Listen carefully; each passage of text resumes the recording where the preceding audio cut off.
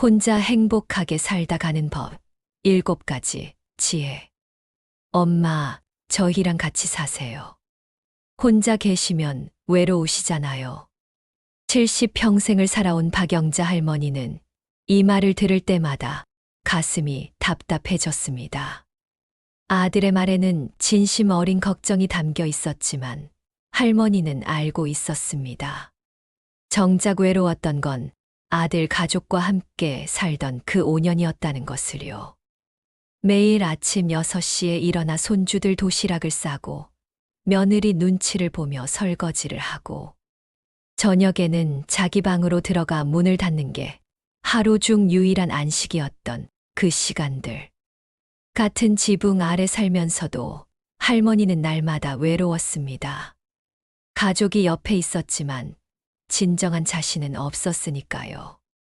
그런 할머니가 5년 전 혼자 살기로 결심했을 때 주변 사람들은 모두 말렸습니다. 나이 드신 분이 혼자 살면 어떡해요? 외롭지 않으세요? 아프시면 누가 돌봐드려요? 하지만 5년이 지난 지금 박영자 할머니는 생애 가장 행복한 시간을 보내고 있습니다. 아침에 눈을 뜨면 오늘은 뭘 할까 하는 설렘으로 하루를 시작합니다. 친구들과 차 한 잔 마시러 가고 도서관에서 책을 읽고 공원을 산책하며 이웃과 담소를 나눕니다. 누구의 눈치도 보지 않고 누구에게 허락받을 필요도 없이 온전히 자신을 위한 시간을 살아갑니다. 2024년 한국보건사회연구원의 연구 결과에 따르면 자발적으로 독립생활을 선택한 65세 이상 어르신들의 삶의 만족도가 자녀와 동거하는 어르신들보다 평균 23% 높게 나타났습니다. 더욱 놀라운 사실은 건강 지표입니다.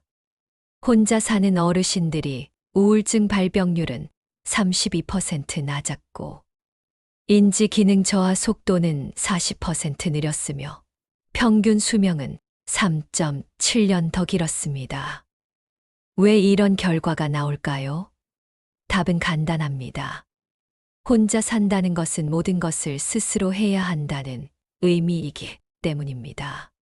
장을 보고, 요리하고, 청소하고, 빨래하고, 약을 챙기는 모든 활동이 두뇌를 자극하고 몸을 움직이게 만듭니다.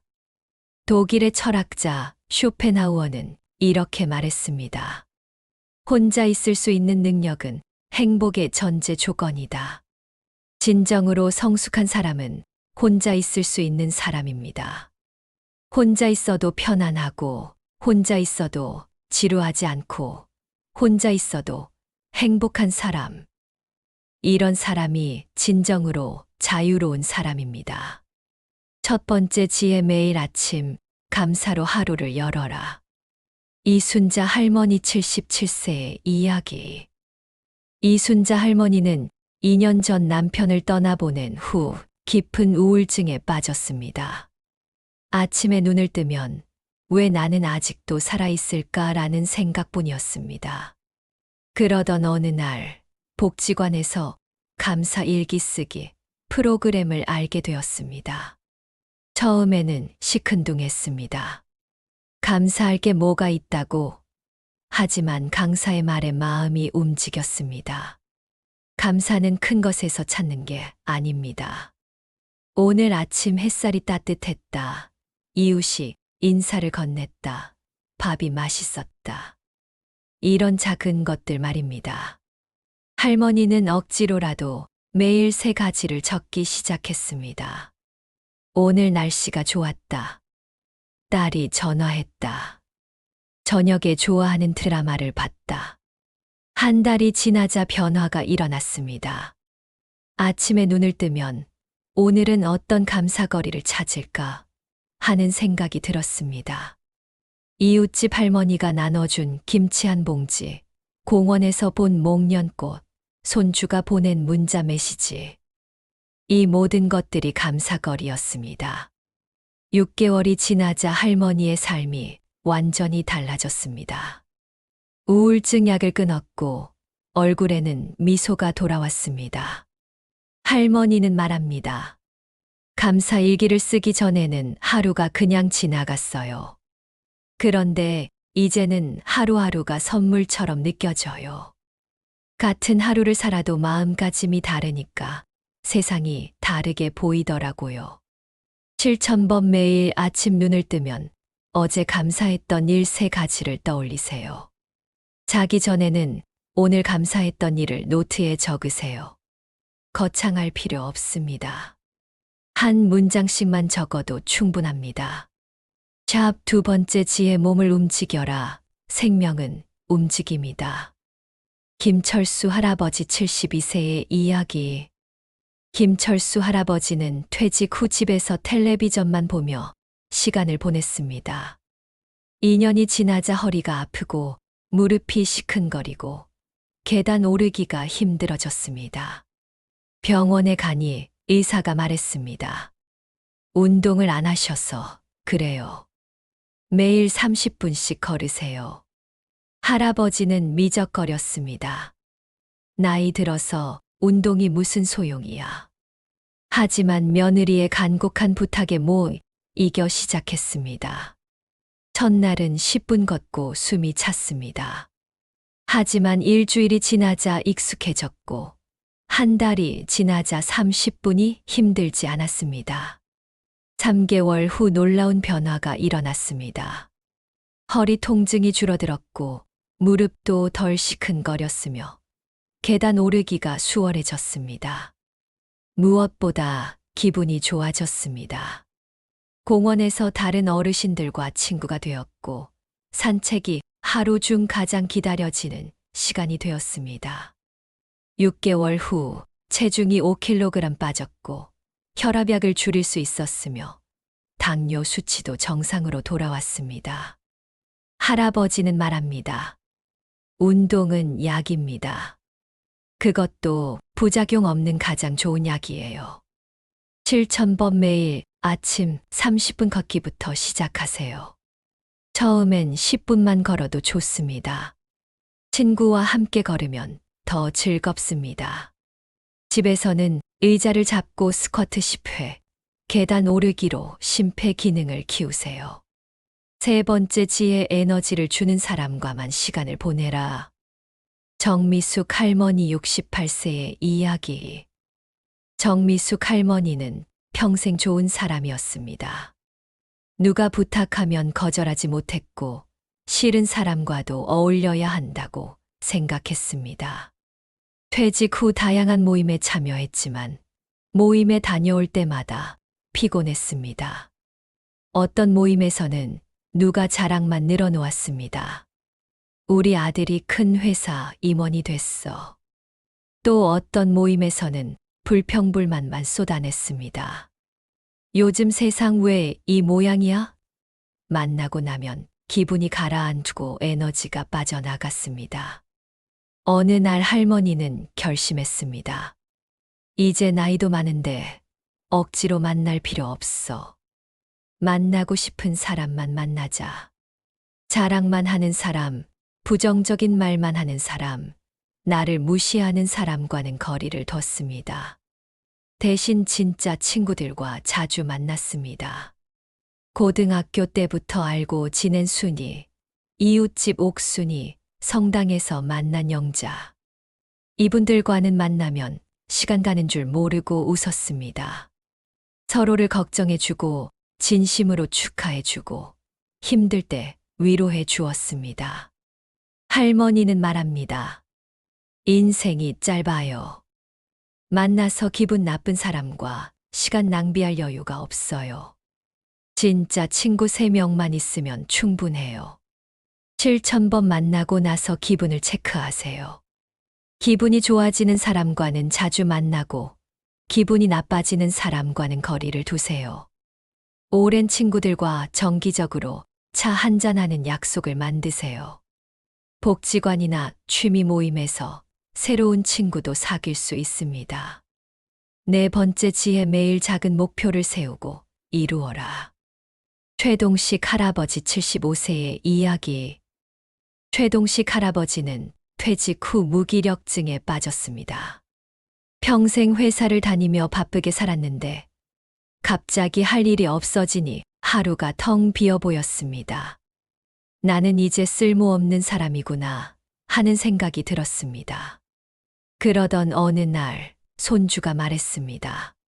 할아버지, 저 피아노 배우고 싶어요. 할아버지는 문득 생각했습니다. 나도 뭔가 배워볼까. 평생 해보고 싶었던 서예를 시작하기로 했습니다. 복지관 서예 교실에 등록했습니다. 첫 수업은 어색했지만 붓을 잡고 먹을 갈며 한 획 한 획 쓰다 보니 마음이 차분해졌습니다. 처음엔 글씨가 삐뚤삐뚤했지만 매주 수요일 수업에 빠지지 않고 다녔습니다. 3개월 후 할아버지는 간단한 사자성어를 쓸 수 있게 되었습니다. 6개월 후에는 짧은 시를 써서 집에 걸어두었습니다. 1년 후에는 복지관 작품 전시회에 출품까지 했습니다. 가족들이 자랑스러워하며 축하해 주었습니다. 할아버지는 말합니다. 뭔가를 배우고 조금씩 나아지는 걸 보니까 살아있다는 느낌이 들어요. 나이가 들어도 새로운 걸 할 수 있다는 게 신기해요.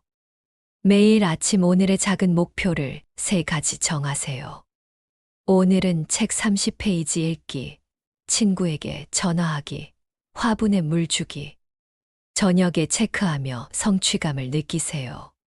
새로운 취미를 시작하세요. 그림, 서예, 악기, 외국어, 뭐든 좋습니다. 샵 5번째, 지혜 경제적 독립을 지켜라. 한영희 할머니 70세의 이야기. 한영희 할머니는 평생 절약하며 살았지만 자식들에게 돈을 아끼지 않았습니다. 아들 결혼할 때 전세금을 보태주고 딸이 사업 자금이 필요하다고 하면 목돈을 빌려줬습니다.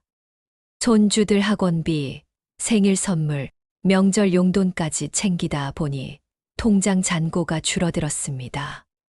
70세가 되었을 때 할머니는 불안해졌습니다. 내가 아프면 어떡하지?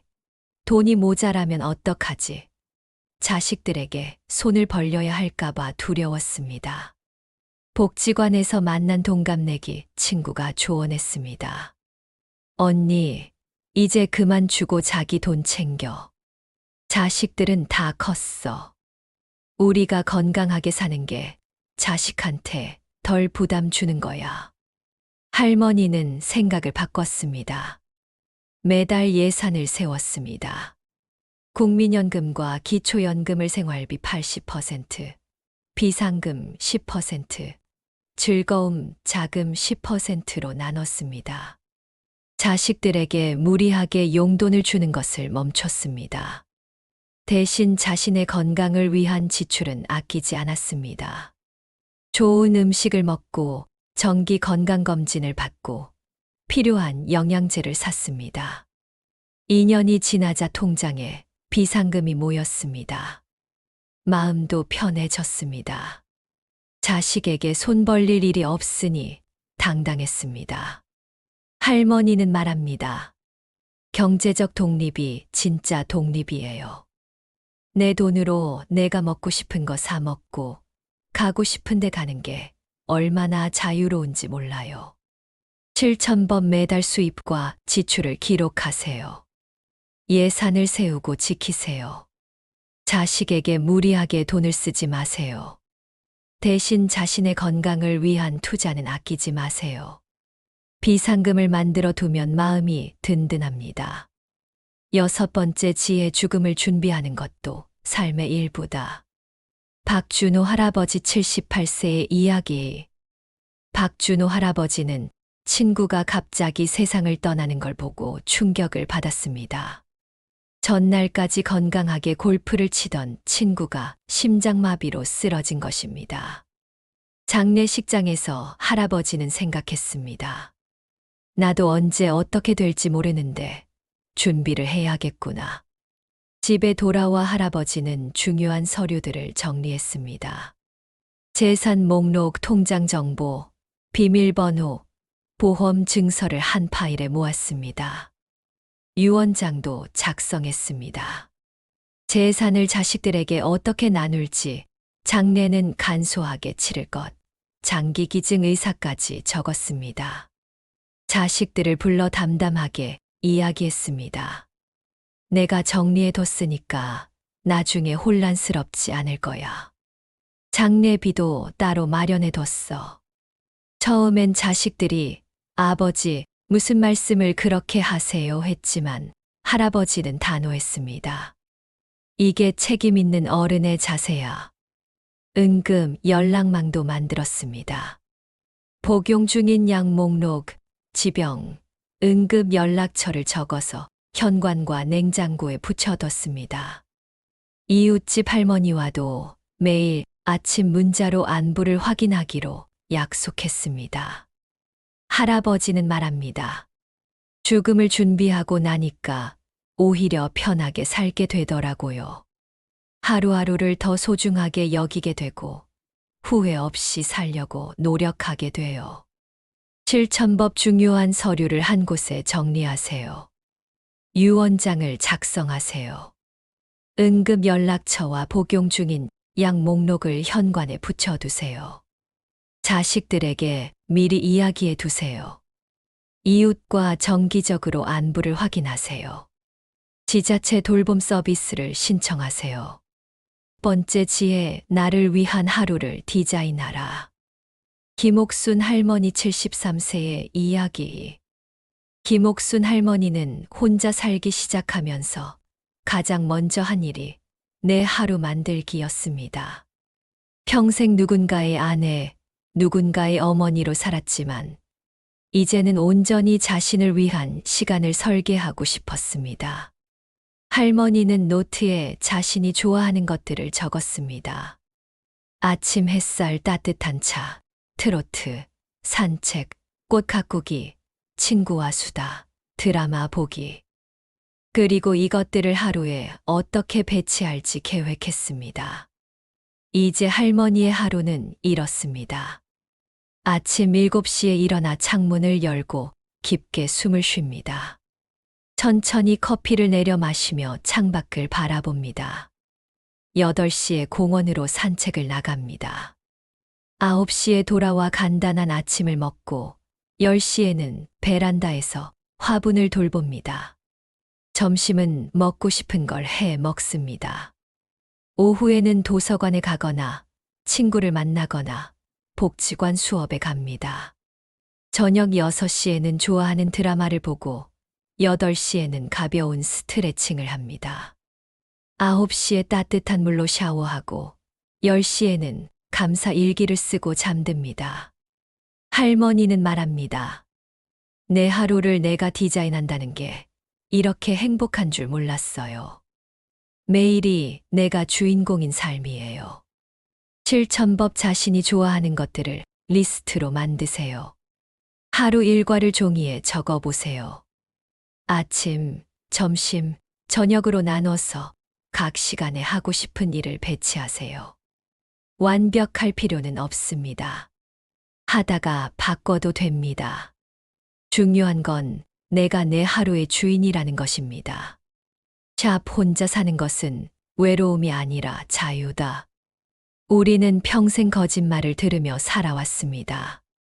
노년에는 자식과 함께 살아야 행복하다는 거짓말 말입니다. 텔레비전에서는 혼자 사는 노인을 불쌍한 존재로 그립니다. 하지만 진실은 정반대입니다. 실제로 자발적으로 혼자 사는 어르신들이 더 건강하고, 더 행복하고, 더 오래 삽니다. 왜냐하면 스스로 선택하고, 스스로 결정하고, 스스로 책임지며 살기 때문입니다. 이것이 바로 존엄한 노년의 모습입니다. 혼자라는 것은 버림받음이 아니라 스스로를 선택하는 용기입니다. 당당하게 내 삶을 살아가겠다는 결단입니다.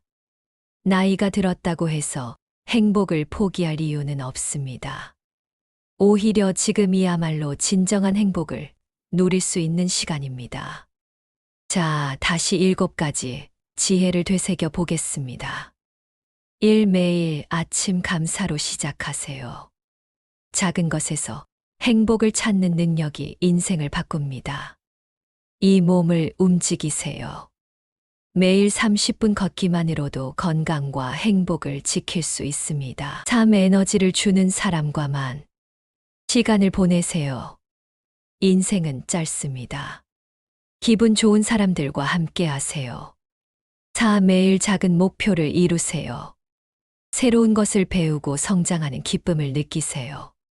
5. 경제적 독립을 지키세요. 자신의 돈으로 자신의 삶을 사는 것이 진정한 독립입니다. 6. 죽음을 준비하세요. 죽음을 받아들일 때 비로소 하루하루를 더 소중하게 살게 됩니다.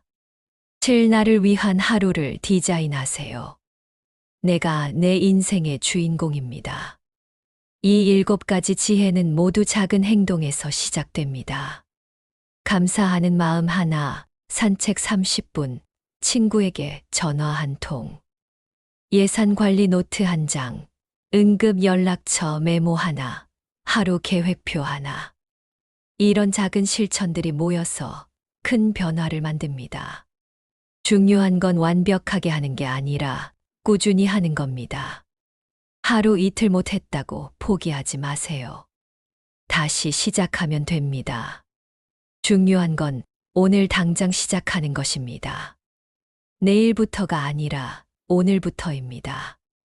내용에 공감하셨다면 구독, 좋아요로 행복을 나눠주세요. 감사합니다.